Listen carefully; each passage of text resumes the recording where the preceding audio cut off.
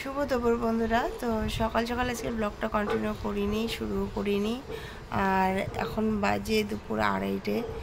সকাল থেকে কাজকর্মগুলো সারলাম, রান্না করলাম, আর স্নান করে টরে এসে যে গলাটা বসে বসে যাচ্ছে। জানি না এই বছর ধরে, মোটামুটি 2-3 বছর ধরে এত অসুস্থ হচ্ছি।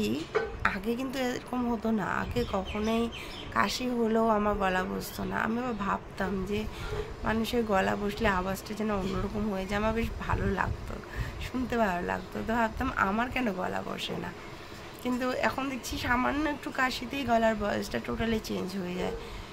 এটা মোটামুটি 2-3 বছর ধরে শুরু হয়েছে জিনিসটা, আগে এটা ছিল না। কিন্তু এটা নিজে এখন ফিল করতে পারছি যে এতটা খারাপ লাগছে না আওয়াজটা, মানে বলছি যে কীরকম যেন একটা মনে হচ্ছে। তো যাই হোক, শরীর ভালো লাগছে না, প্রচণ্ড টায়ার্ড হয়ে গেছি। এসে একটু শুলাম দুপুরে। খাওয়া দাওয়া আমাদের এখনও হয়নি, শুরু হয়নি। আর খাওয়া দাওয়া শুরু হতে আমাদের লেট আছে, 2:30-3টার আগে শুরু হয় না। আর এখনও বাজে 2:20, সবে 2:20 বাজে।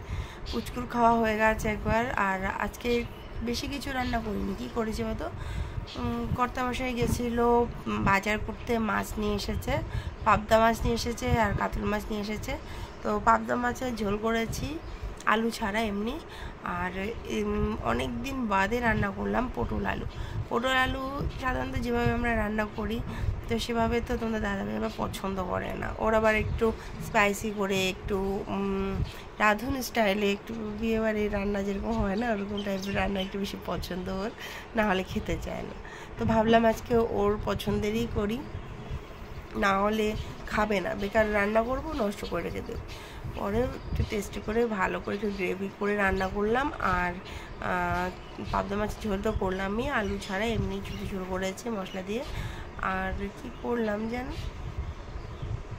আরেকটা কী করে, কালো কুচুর যে ডাঁড়িগুলো আছে না, কালো কুচুর ডাঁড়ি ভাজা করেছি। তার সঙ্গে ওই সুরিমারা ফুল যে ছিল ওটা ভাজা করতে চাইলাম। তো পরে ভাবলাম কালকেই খেলো, রোজ রোজ খাবে না, কারণ ওটার টেস্টটা একটু অন্যরকম লাগে, তো একটু তিতে ভাব হালকা। আর মা তো এখন তিতা জিনিস খেতেই পারছে না।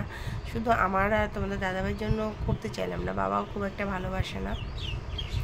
তো ভাবলাম একদিন গ্যাপ দিয়ে করবো। আজকেও অনেকগুলো তুলে নিয়ে এসেছি। তোমাদের হয়তো আমার রান্না খাওয়া কমপ্লিট হয়ে গেছে, কিন্তু আমাদের এখনও হয়নি। সেই তখন থেকে শুয়েই আছে। আর এই দেখো, এখানে শুয়েছিল পুচকু, এখানে এসে একটু শুয়ে আমার সাথে একটু শুয়েই আবার চলে গেল ওর দাদার কাছে, ও ঠামার ঘরে। ওখানে গিয়ে আবার ওরা ফোন দেখছে, ওর সাথে ও বসে আছে। তা আমি ভাবলাম যে একটু রেস্ট করে নিই, তারপর খাওয়া দাওয়া পালা শুরু হয়ে যাবে, সবাইকে এক এক করে খেতে দেবো। আর আমার খাওয়া তো এখন খুব টাইম টেবিল সব চেঞ্জ হয়ে গেছে। আমার খাওয়ার কোনো টাইম নেই, কখনো খাচ্ছি 11টায়, কখনো খাচ্ছি 12টায়, সকালের রুটি খাচ্ছি 12টা 12:30টায়, আর দুপুরে খাওয়া খেতে খেতে প্রায় 4টা হয়ে যাচ্ছে। কী বলবো।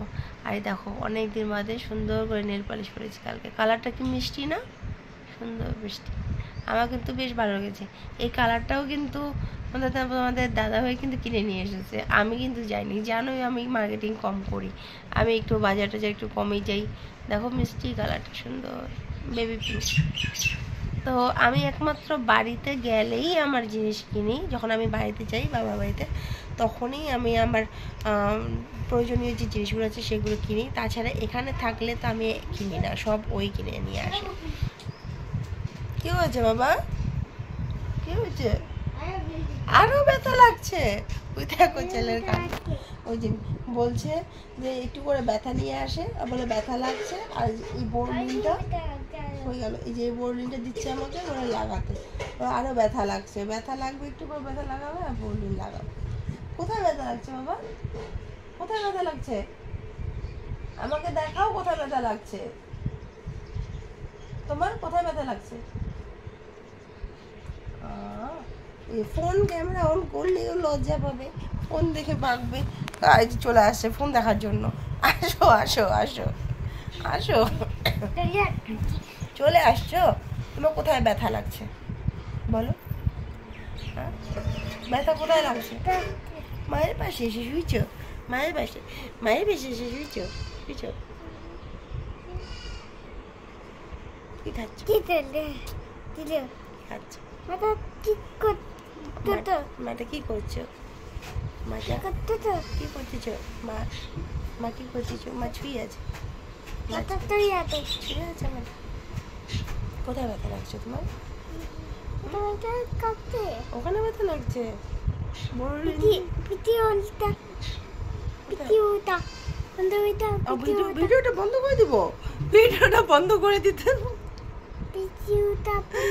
ভিডিওটা বন্ধ করে দিব? ব্যথা দেখাবে না তুমি? কোথায় তোমার ব্যথা লাগছে দেখাও আমাকে। হ্যাঁ, কোথায় ব্যথা লাগছে দেখাও। আচ্ছা বন্ধ করে দিব তো, তুমি দেখাও না। ওই যে আন্টিগুলোকে, মণিগুলোকে, কাকাইগুলোকে দেখাও না তোমার কোথায় ব্যথা লাগছে। ওখানে মণি আছে, অনেক মণি দেখবে। হ্যাঁ, কাকাই দেখবে মণি। ওখানে ব্যথা লাগছে? হ্যাঁ, এখানে ব্যথা লাগছে তোমার? ওই যে মঞ্চ, ওই যে বাচ্চাটা পুকুর পুকুর বলে রি কাকাই আসবে তো। আরো ব্যথা লাগছে? আরো ব্যথা লাগছে? তো বন্ধুরা, সন্ধ্যা হয়ে গেছে, আর সন্ধ্যায় বাচ্চাদের টিফিন আজকে ম্যাগি বানাবো। অনেকদিন থেকে ওরা ম্যাগি খায় না, তো ডুগু বললো মা আজকে অনেকদিন ধরে খাই না, একটু বানিয়ে দেবে। তো তাই ভাবলাম যে বানিয়ে দিই, ওদের দুজনকেও বানাবো, আর একটু বেঁচে যাবে, এই 3টের থেকে একটু বেঁচে যাবে, সেটা আমার হয়ে যাবে। তো এখানে যে পেঁয়াজ ভাজতে বসে দিয়েছি। আজকে আগে সেদ্ধ করে নেব না, না করে ডাইরেক্ট করব, ভাজা করে দেবো তো, তারপরে সেদ্ধ আগে করবো না।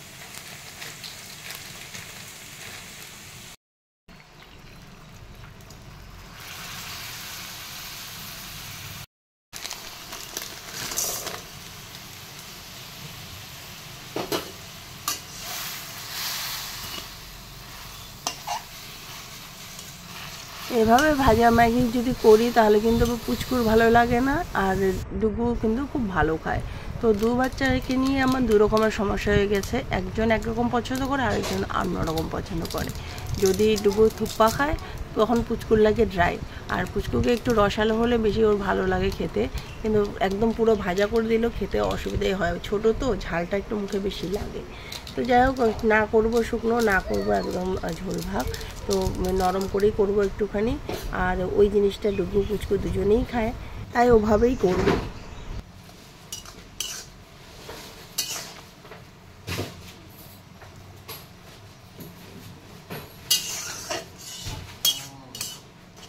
ম্যাগিটা এদিকে সেদ্ধ হতে দিকে বসিয়ে দিলাম, আর এদিকে তোমাদের দাদাভাই দেখো একটু টুকটাক বাজার নিয়ে আসলো, ঘরের বাজার, চা পাতা, তেল, সাবান, শ্যাম্পু, এগুলো টুকটাক।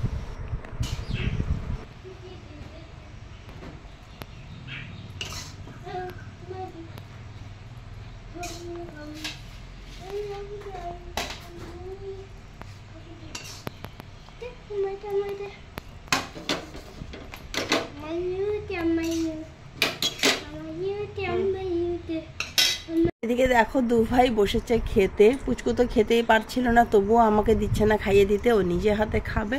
আর ডুগু তো ঝটপট খাওয়া কমপ্লিট হয়ে গেছে, দেখো ফেলে ছেড়ে কিভাবে খাচ্ছে। ও দাদা যা করবে ও তাই কপি করবে, ও দাদা যেভাবে খাবে ও সেভাবেই খাবে। ও দাদা গেছিলো ঘরের দিকে, ও প্লেট নিয়ে ঘরের মারতো, আমি ধরে দুজন কাকে আবার টেনে এনে রান্নাঘরে বসে দিয়েছি ডাইনিং টেবিলে। তো যাই হোক, শান্তি মতো দুবাই বসে খাচ্ছে। তো ডুগু এসে আগে বসলো, পুচকু পিছিয়ে পিছিয়ে এসে বলছে যে ডুগু বসে পড়েছে, ডুগু বসে পড়েছে। তো ওদের দু ভাইয়ের চঞ্চলতামি আর শয়তানি দেখে দেখে আমার সারাটা দিন কেটে যায়। আর এদিকে চা বসিয়ে দিলাম সবার জন্য। সবার জন্য বলতে তোমাদের দাদাভাই তো খাবে না, মাও খাবে না বলছে, বাবা আর আমার দুজনের জন্য চা বসিয়ে দিয়েছি। আর বাবার চা রেডি, এখন বাবাকে দিয়ে আসবো, তারপর আমি চা খাবো। তো ব্লগটা আমি আজকে এখানে শেষ করছি, খুব ছোট্টভাবে, খুব একদম সাধারণভাবে ব্লগটা করেছি। আশা করছি তোমাদের ভালো লাগবে, আর ভালো না লাগলেও প্লিজ একটু দেখো কষ্ট করে, আর সঙ্গে থেকেও পাশে থেকো। আবার একটু ভালো মজাদার ভিডিও নিয়ে আসবো তোমাদের সামনে। টাটা।